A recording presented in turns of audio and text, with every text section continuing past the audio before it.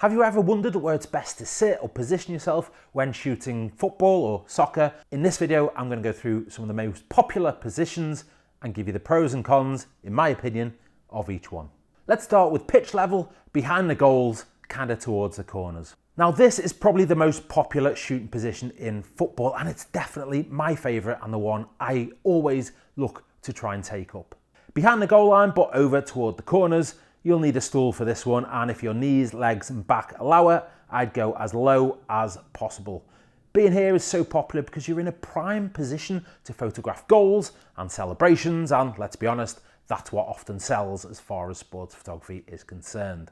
You'll normally sit behind the goal the team you are covering is attacking, or maybe if you're shooting for an agency and don't have a brief. Otherwise, you would shoot usually from the end the home team is attacking in each half, so you do get the most likely outcome. Statistically, home teams are more likely to win. Of course, you may prefer or have instruction from your client or agency to sit behind the goal that maybe the bigger club or the more fancied team, the favourite to win the game, is attacking towards, and that is fine too. You can, in most instances, certainly at grassroots level and through most of the professional divisions here in England, you can change ends at half time. You might have a problem with that if you're at the very top level in the Premier League. Some stadiums you can, many of them you can't, and that's mainly due to allocated photographer positions and just a lack of space at pitch side. If that's the case, you can still stay down that one end for the whole game, and you get the benefit of shooting both teams attacking towards you at some point. So let's run through some of the main pros and cons for shooting from this position. In terms of the pros, as I said, it's a great position for goals and celebrations, and that's what sells. You're low down, so lots of action is going to be running towards you, players looking down at the ball, giving you close-ups and giving you some great action shots to work with. It's a great shooting position for corner kicks and set pieces, those free kicks and long throw-ins that are getting hurled into the penalty areas. If you have a big prime lens such as a 400mm, you can still also capture the action at the opposite end of the pitch. Some of the cons of shooting this position, and to be honest there aren't that many, but they are, in my opinion, as follows. It can be difficult to get good photos of the goals and action at the opposite end of the pitch. If the team you're covering attacking has a bad game or a quiet game, then you are also going to have a quiet game as far as photos are concerned. This can sometimes, I find, come in swings and roundabouts. You might have a few games where you get lots and then a few games where you don't get any, and that is just how the cookie crumbles, to use that expression. The first 2 seasons I covered the team I'm now club photographer for, they got relegated in both seasons. So my first 2 years did not get too much in the way of attack and action when spread out over a season. And finally, you're in increased chance of being hit by a player or a stray football due to the position here, so make sure you've got good insurance. The next position is shooting at the side of the pitch, but also still down at pitch level. Shooting from the side is not something I love to do. It can become a little bit like a game of tennis, shooting side to side to side. And if you're trying to handle 2 big lenses, that can very quickly become irritating, if not difficult. However, let's look at the pros of covering from this angle. Firstly, you're going to get to cover more of the pitch. You'll get more favourable angles of some goals and celebrations, and you're low down, so some action shots will be brilliant of players challenging for the ball in the centre of that pitch, an angle that is better favoured from the side, really, for that kind of action than behind the goal, as we were previously. As far as the cons of shooting a pitch level from the side of the pitch, well, I'd look at them as being, it's difficult to track play, as I say, especially if you are working with 2 camera stroke lens setups and your shooting position is very close into the pitch.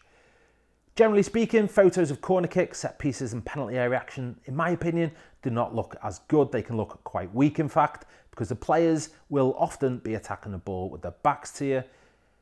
And also a weird one, what you might not notice if you don't shoot at a kind of, I was going to say professional level, I mean professional football, is that many pitches have a bit of a slope on them. This is called a camber. So if you're shooting from the side of the pitch, straight across the pitch to someone on the opposite wing, then you're going to quickly find that you can't see the feet in some stadiums.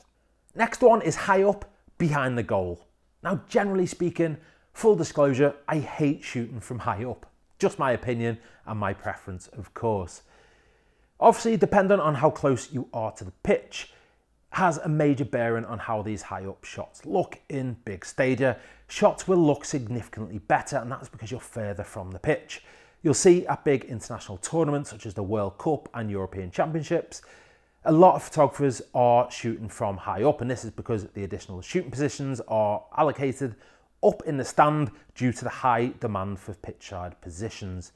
And do you know what? There has been some iconic shots from these high positions as well, in fairness. So if being high up behind a goal, you can get some nice different perspectives. If you're not careful, you can also get an awful lot of the tops of people's heads. So here are the pros, as far as I'm concerned, of shooting behind the goal but high up in the stand. It does offer something different, it gives a different perspective, but I would use it sparingly. It can be really effective for set pieces, and you can include more players in the shot than generally you would if photographing a corner from pitch level in the side angle where we discussed earlier. Generally speaking, I'd keep your shot wider from this angle, and you can capture some fans in the shot as well, creating some nice artistic shots and something, again, as I said, a little bit different. As for the cons of shooting from this angle, or disadvantages, well, there's lots of photos of tops of the heads, as I just said. Not much emotion on show because none of the players are looking in the direction of the camera. It's difficult to capture meaningful action shots, and it can be a nuisance to carry all of your gear up into the stand. And just one last point on this, in some stadia you might have to walk through or even be very near and around fans when working at that position. That's not always an ideal situation. Any photographers that have been put in stadiums such as Portsmouth's Fratton Park and had to sit in the home end quite literally, even though you're at pitch level, you're literally in with the fans. When covering your away team, it's not an easy experience. And lastly, let's just talk very quickly about being high up in the stand or high up on a hill or whatever's next to your pitch, but from the side. Now, it's pretty much a lot of what we just discussed, so let's jump straight in to the pros and cons. In terms of the advantages, it does give a little more scope, I think, for action shots, and you get a good angle of both penalty areas, giving cool images of set pieces, penalties, and goals scored. As I say, the cons are pretty much the same as the behind the goal view. And that leads on to my very final position I want to cover, and it's not one you'll probably sit in, but it is directly behind the goal net, centrally. Now, this is a really tricky position, and ordinarily I don't think it's one that you're going to request to sit in or stand in if you've got the choice, be it on a Sunday morning at grassroots level or at a top professional game, or at least not in my opinion. However, I wanted to include it on here just to call out 3 uses where this might come in handy. The first one is just to capture some general view shots before the game. Getting right in behind that goal net can be quite effective and give you a nice perspective even with an empty stadium, and it can allow you to get some cool artistic shots of the net. It can also be pretty cool during penalty shootouts, although you're going to need to go a bit higher, probably above crossbar height, so you can shoot down with a wide angle and capture both the striker of the ball and the goalkeeper. And lastly, remote cameras. These are the little ones that will fire when you fire, as long as you've got a trigger.